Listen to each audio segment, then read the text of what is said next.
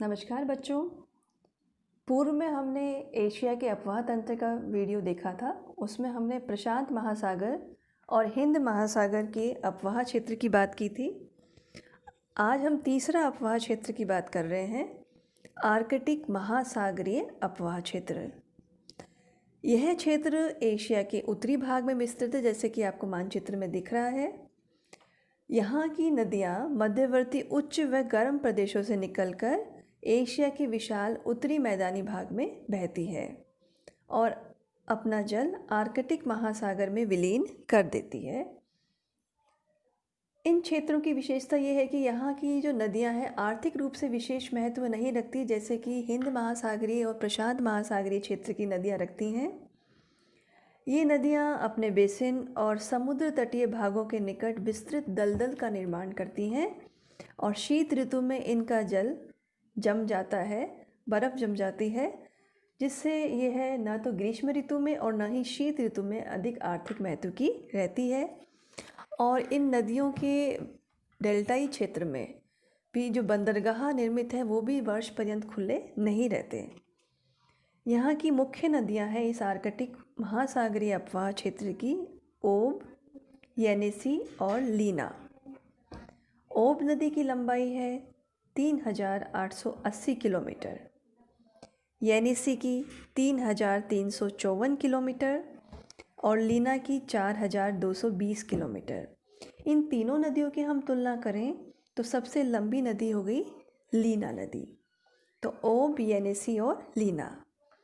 इसके अलावा जो यहाँ की अन्य बड़ी नदियाँ हैं वो है इंडिगिरिका, कोलिमा, याना। इंडिगिरिका, कोलिमा और याना। और ये नदियाँ वृक्षीय प्रणाली में अपवाहित होते हुए अपना जल आर्कटिक महासागर में विलीन करती हैं। तो ये आर्कटिक महासागरीय अफवाह क्षेत्र है जो कि एशिया महाद्वीप के उत्तरी भाग में स्थित है। चौथा, आंतरिक अफवाह क्षेत्र। आंतरिक अफवाह क्षेत्र से तात्पर्य वह अफवाह क्षेत्र है जिसमें नदियाँ अपना जल किसी सागर या महासागर में विलीन ना करके आंतरिक भागों में ही उड़ेल देती हैं, जिससे वह एक आंतरिक अफवाह क्षेत्र का निर्माण करती है। इस आंतरिक अफवाह क्षेत्र का विस्तार एशिया के मध्यवर्ती भाग में अनातोलिया से लेकर पूर्व में मंचूरिया तक विस्तृत है। इस क्षेत्र की प्रमुख नदियाँ, जैसे कि आपको मानचित्र में दिख रही है, द्वितीय मानचित्र में, अमू दरिया व सर दरिया। ये नदियाँ अरल सागर में गिरती हैं। अन्य नदियाँ हैं इली, चू, खोतान, तारिम आदि। ये नदियाँ बालखश झील में अपना जल विलीन करती है। झील में विलीन होने के कारण यह आंतरिक अफवाह क्षेत्र में सम्मिलित होती हैं। पर्याप्त जल के अभाव में ये नदियाँ रेतीले अथवा शुष्क क्षेत्र में या तो विलीन हो जाती हैं या जब जल का प्रवाह होता है तो झील तक पहुंचती है और अन्यथा इन क्षेत्रों में विलीन हो जाती हैं। इस अफवाह क्षेत्र के विस्तार की बात करें, आंतरिक अफवाह क्षेत्र की, तो एशिया के 80 लाख वर्ग किलोमीटर क्षेत्र पर इस अफवाह क्षेत्र का विस्तार है। एशिया के जो प्रमुख आंतरिक जल स्रोत हैं उनमें सबसे पहला डेड सी, मृत सागर, जो इजराइल और जॉर्डन देशों के मध्य स्थित है। डेड सी के बारे में आपके मैप का प्रश्न भी आता है। यह दक्षिणी पश्चिमी एशिया में स्थित खारे पानी की झील है और इसकी विशेषता यह है कि यह औसत समुद्र तल से भी 408 मीटर नीचे है। इसे धरातल में का पृथ्वी का सबसे नीचा स्थान भी मान सकते हैं। इसकी लंबाई 80 किलोमीटर, चौड़ाई 18 किलोमीटर। इस झील से हमें कई लवण मिलते हैं। ये लवणों का स्रोत है, खनिज पदार्थ यहाँ से प्राप्त होते हैं।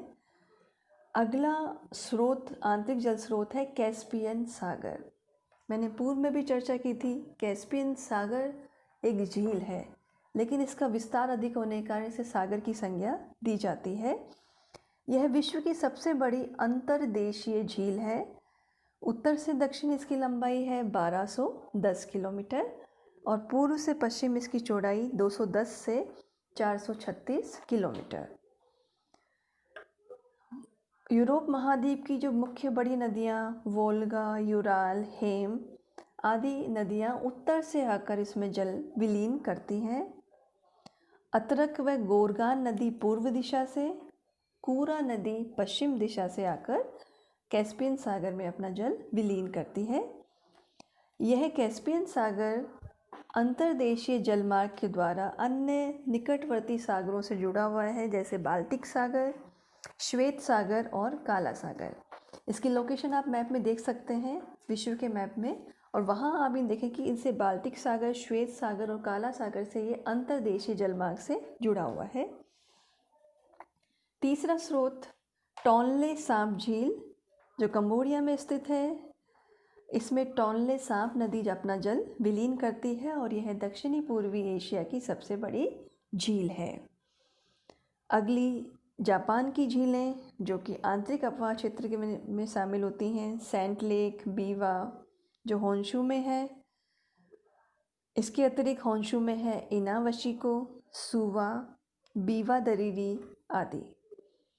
होक्काइडो द्वीप में है कुचारो। ये जापान की हम झीलों की बात करें तो ये ज्वालामुखी से निर्मित झीलें हैं, जो ज्वालामुखी उद्गम के पश्चात इनका निर्माण हुआ है मृत ज्वालामुखी क्षेत्रों में। पांचवा अपवाह क्षेत्र, अंतिम अपवाह क्षेत्र है भूमध्य सागरीय अपवाह क्षेत्र। हालांकि आप जब मैप में देखते हैं तो भूमध्य सागरीय अपवाह क्षेत्र बहुत छोटा क्षेत्र है और बहुत छोटी नदियाँ इस क्षेत्र में प्रवाहित होती हैं। तुर्की से निकलने वाली जो नदी है मुख्यतः, या नाम याद कर लीजिए आप, मनीसा और मैंडरिस।